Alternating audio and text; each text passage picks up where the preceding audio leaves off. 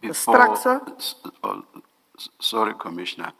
I'm just thinking you are saying siphoning of money both before and during your tenure are matters that you, or rather is a matter you became aware of now recently. What do you think a commissioner needs to do to be aware of such a phenomenon as and when it arises?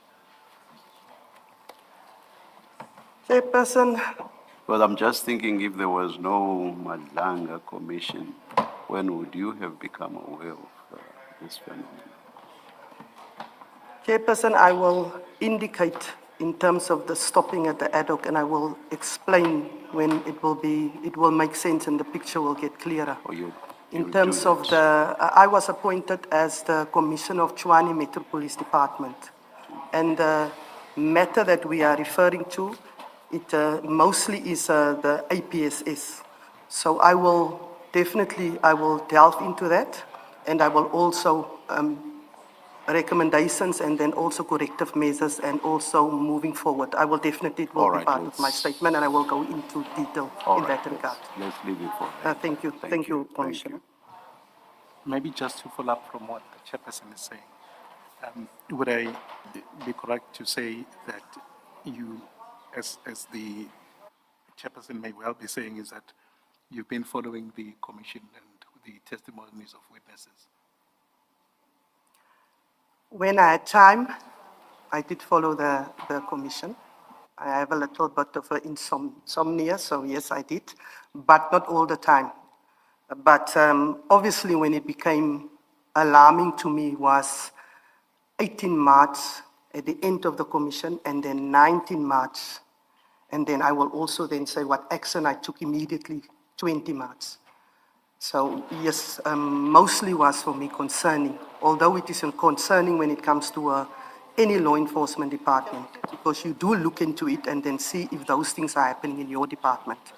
So you don't just look at the commission where other matters was highlighted and you think it's, as long as they don't mention my department, it's not in my department.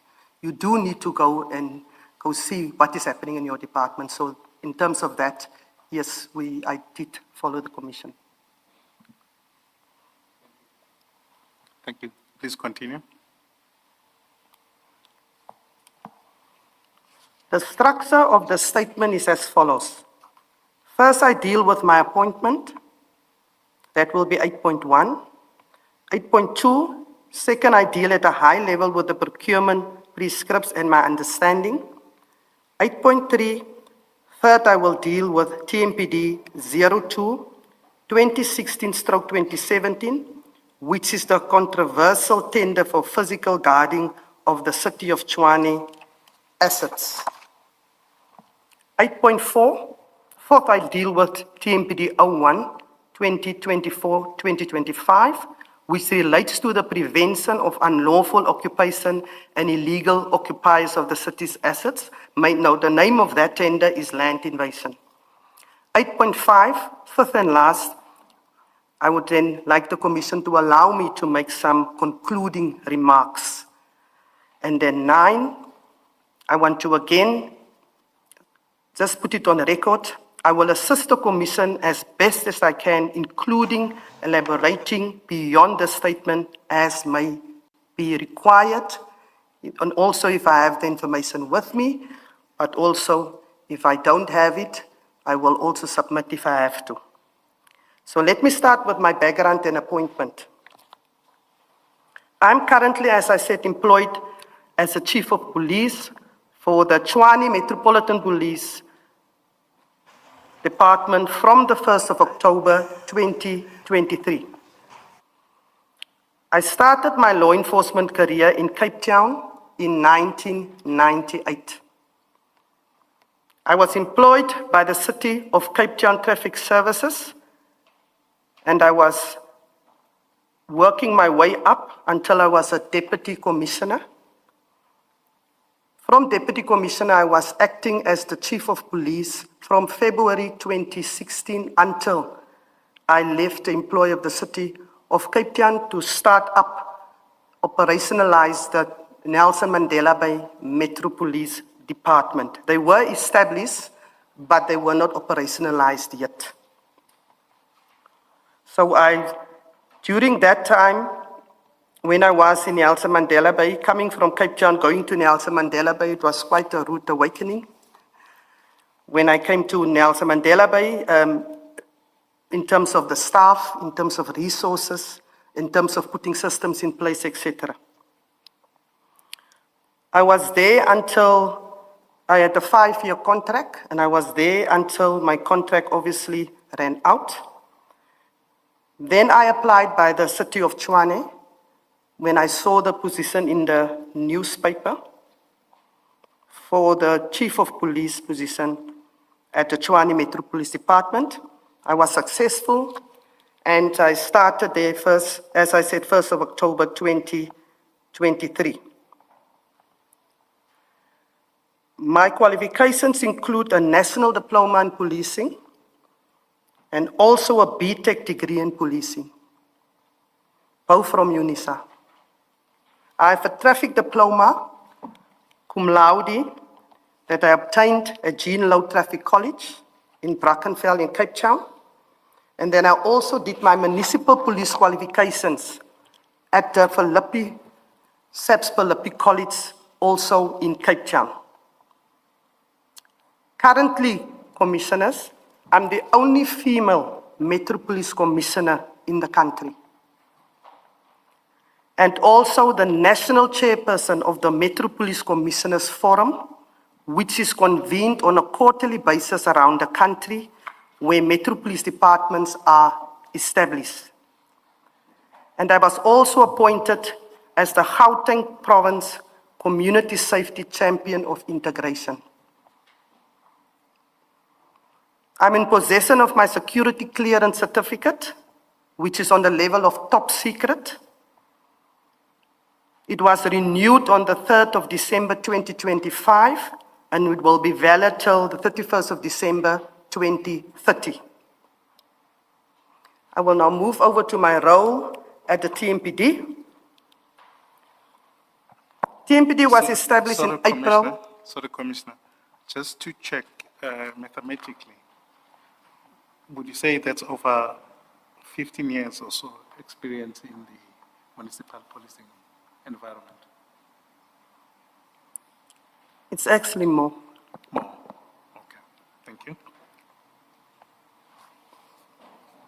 My role at the TMPD was established, the TMPD was established in April 2002 in terms of Section 64A of the South African Police Service Act, number 68 of 1995, as amended.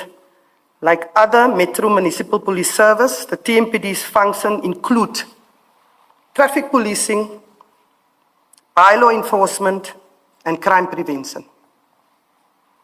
I'm appointed as the executive head of the TMPD as per Section 64C of the Act, and in my role as such, I'm the Chief of Police for the TMPD. I exercise control over the entire TMPD, and I'm accountable to the Chief Executive Officer or the City Manager as per Section 64B of the Act. I'm an employee and official within the City of Tshwane Municipality Directorate, Community Safety. My rank and my designation is that of a Commissioner. Commissioner, before you proceed, in practical terms, what does it mean that you are accountable to the city manager? In practical terms, what does that mean? Thank you, Commissioner. That is in terms of the SAPS Act. The City Manager will be my administrative head. I asked the question because we've had a debate, if you like, in respect of Ekurhuleni, where there were issues about the power to appoint and the delegation of powers being removed and moved around.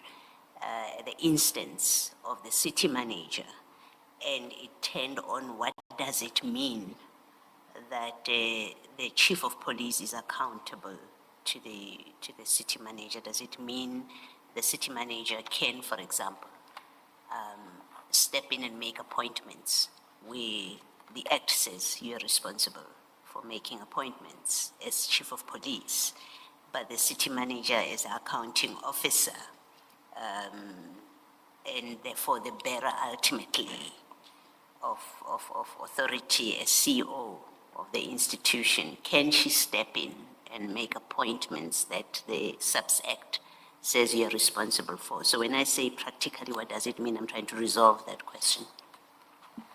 Thank you, Commissioner. Although I'm the only one that's accountable to the city manager, the city manager cannot step in and start appointing my subordinates. I am the, if you look at the act, if I'm coming to that, is that by my functions is the next that I under 64C, 2A, 2H is my functions under the act. And it clearly says that I'm responsible for recruitment, appointment, promotion, and the transfer of members of the municipal police service. It's straight out of the act, Commissioner. So the city manager is just responsible for my appointment, and then my appointment must be endorsed by the council, city council. So you take it to council, and then they will endorse my appointment. So no, he cannot. The act is very, very clear. I'm responsible for recruitment, appointment, promotion, and the transfer of members of the TMPT. Thank you. Thank you, Commissioner. My role and functions are set out in section 64C, 2A, 2H. And I'm just going to briefly, I'm not going to put everything down, which I think is important for the Commission. I must maintain an impartial, accountable, transparent, and efficient municipal police service. Number 2, I already, but I will reiterate, I'm responsible for the recruitment, appointment, promotion, and the transfer of members of the municipal police service. Number 3, I'm responsible for managing discipline of the municipal police service. And then number 4 is just in terms of the annual policing plan, that I must make sure that that plan who sets out the priorities and objectives of the TMPD for the following financial year, provided that that plan, insofar it relates to prevention of crime, shall be developed in cooperation with SAP. So that plan we do every year, each and every commissioner on their own, but you must do it in hand with the provincial commissioner wherever you are deployed. And the provincial commissioner will sign off your annual police plan. Then in terms of 16.5, perform such duties as may from time to time be imposed by the chief executive officer, city manager, or a municipality, city manager of the municipality. So that means that the city manager can request or impose certain duties. And I'm the only one, as you can see, Commissioner, 16.5 is not saying and the Metro Police officers. It's only myself when it comes to the city manager. Then in terms of 17, over and above the aforesaid, my responsibilities are set out in my employment contract and relevant instrument which the applicable regulations and performance standards and plans, meaning that I sign a performance agreement and there is certain performance targets that I must meet. I must also, that is also hand in hand with the IDP of your municipality, the SDPIP, and you must make sure that you perform accordingly. And then in terms of 17, over and above the aforesaid, my responsibilities are set out.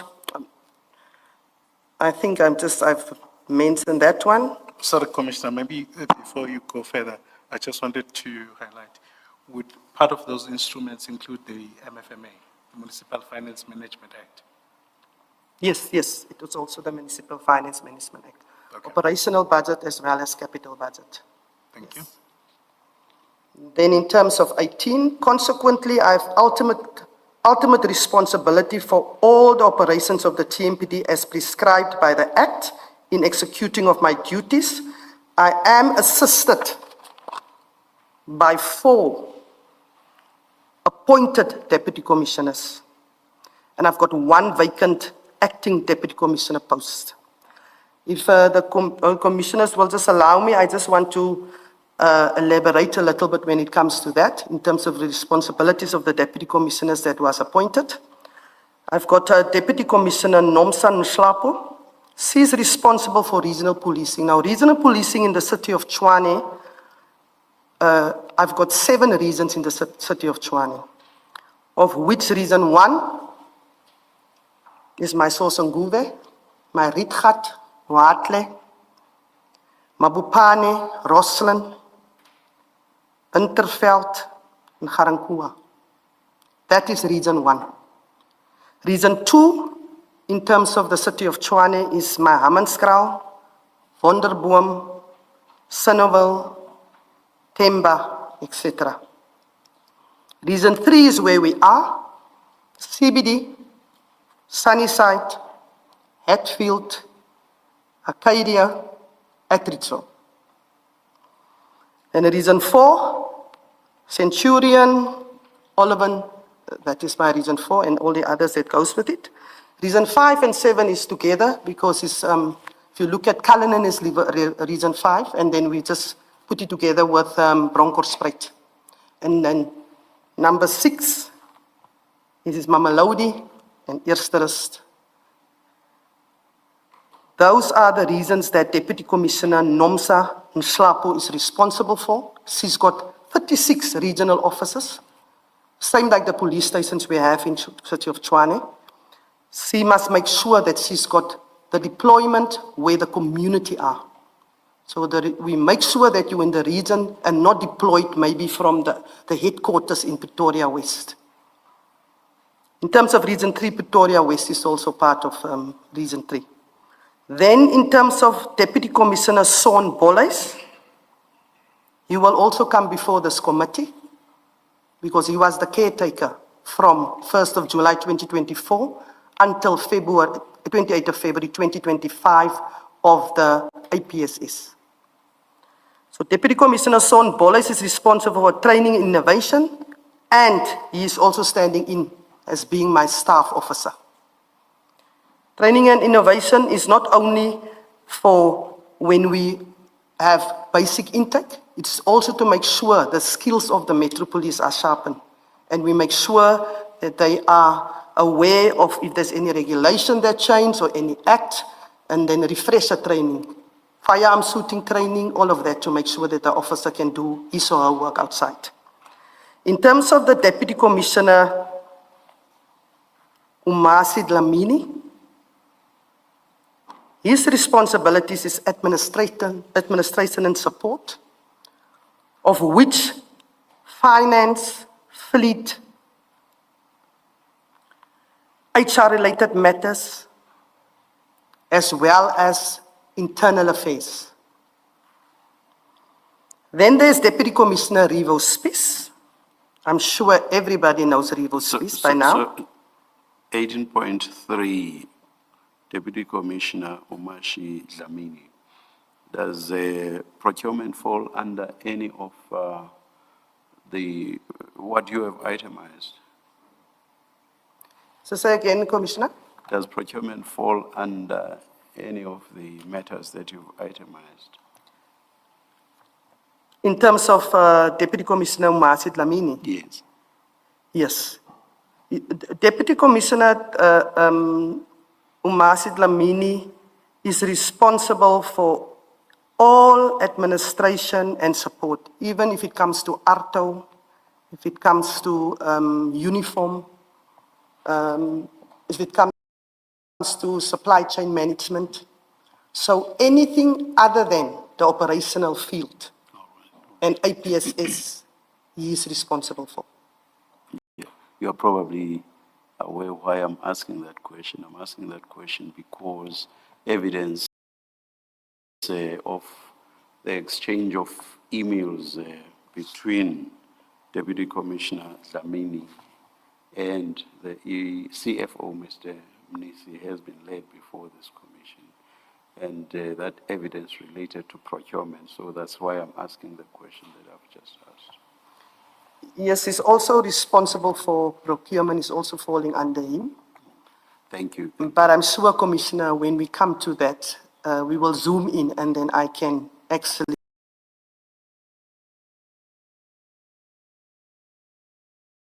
put it in context All right. in terms of